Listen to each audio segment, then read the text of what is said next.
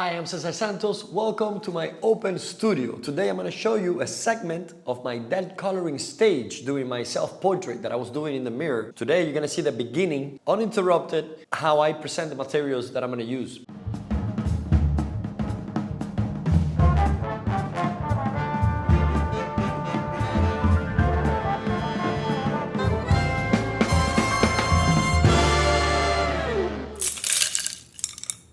If you want to learn how I finish this whole stage, you can go to my website, cesarsantos.com, and you will be able to see that video there for purchase, as well as other stages. That way you can select depending on your interest. The underpainting stage can take different forms and it can be called differently depending on its purpose. For example, a grisaille can be an underpainting using different tones of grays, but this style can also be applied with greenish tones, red tones, or even brown tones. It can also be called dead coloring or frotté or ébauche. You can make it in a very thin way of like smooth application, or it can be applied thickly with impastos. But the idea is to create a foundation that will be useful for the subsequent stages of the painting process. The purpose of the underpainting is to simplify the big masses of value, of color that can help us judge better in the following layers of more advanced paint applications. Let me present to you the materials and the tools I'll be using for this particular stage and the principles that would guide us to accomplish our goal. The palette that I'll be using is this one. I have plenty of space here, so it's gonna be really nice and light. So that's gonna be my surface to put the paints. Here are my medium cups that I'm going to attach here to the bottom part of the palette. And for this stage, I'm just gonna be using mineral spirits. This odorless mineral spirits is just going to be added here just a little bit. I won't be using much. I want to use the paint as direct as possible. And in case it's getting too uncomfortable, too thick, then I dilute it with this.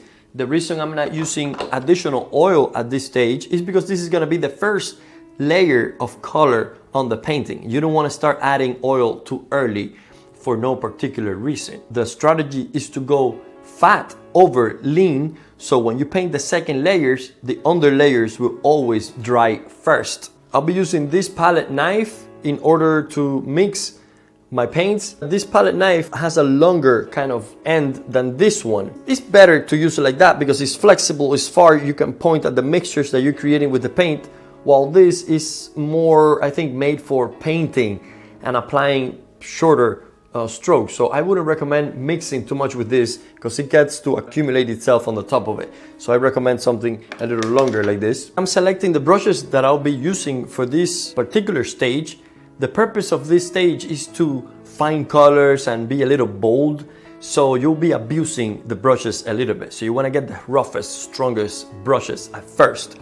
Also, make sure that we get the bigger brushes because we need to solve the problem in a quicker way. We're not going to be doing details or very specific stuff. So let's get the biggest brush that will solve the problem. I have some different types here. I have rounds, I have flats, I have filberts, and this will give me also a variety of application of textures and brush strokes. As these brushes are varied in types, they're also varied in brands. Here I have rosemary, a couple of rosemary, actually these two new ones I haven't used yet. I love the brushes. This brush, I don't see anymore. I think it's a rosemary, but it has been erased. This is a number 2, by the way. This is a number 4. This is a number 12. Another 12.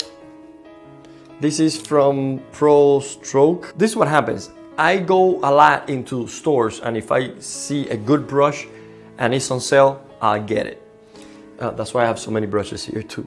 Charvin, this orange one, and Raphael. The trick here is not to have the right brush, but the right principle with the good quality brush. So I'm gonna use this variety of brushes and see what comes out. For the colors, I'll be painting using my own colors that I made from the pigment. I just came from Italy and I brought some pigments with me and I created the limited palette using titanium white. The titanium white is a very strong, solid color. It's gonna be the lightest color of my palette, and I call it also my lightest gray because all colors have an intensity of gray.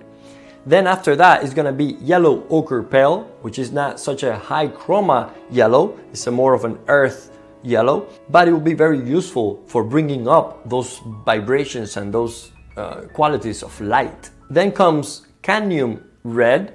This cadmium red is replacing the idea of the vermilion. Cadmium red is the strongest of the reds and also very opaque, so it has a very strong tinting power. And my last color is gonna be ivory black. This ivory black is a cool black. It's very transparent black, so it can be good for graying down these other colors and also for glazing those deep, dark areas. This video is about painting my self-portrait, and I cannot get into how I made all these colors from scratch. Maybe that'll be the theme of a later video. Okay, so let me show you how I set the palette and in what order.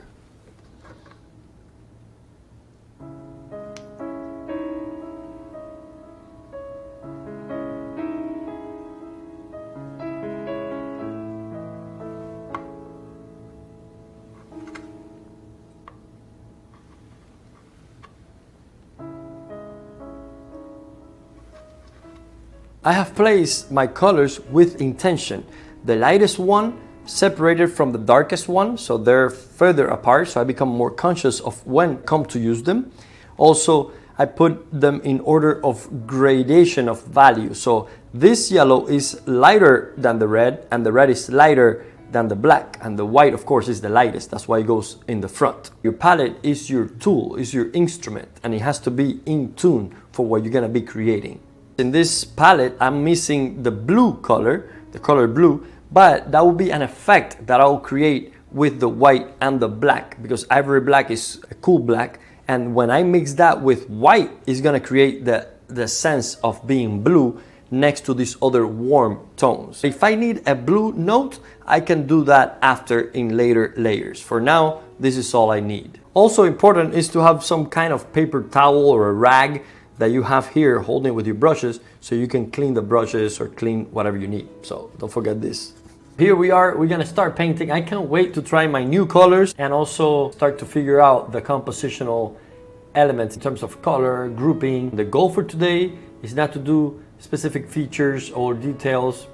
Actually, we're gonna leave the edges pretty soft, and we're gonna find just the big, simple values. Maybe divide the whole scene into 3 or 4 main values. I have fixed this drawing, the charcoal, on the canvas by applying a couple of layers of light fixative, workable fixative layers on top of it. That way it becomes permanent, and as I paint, it doesn't come off. Now it's pretty fixed, it's pretty permanent there. I'm gonna mix a couple of these colors before I start to paint.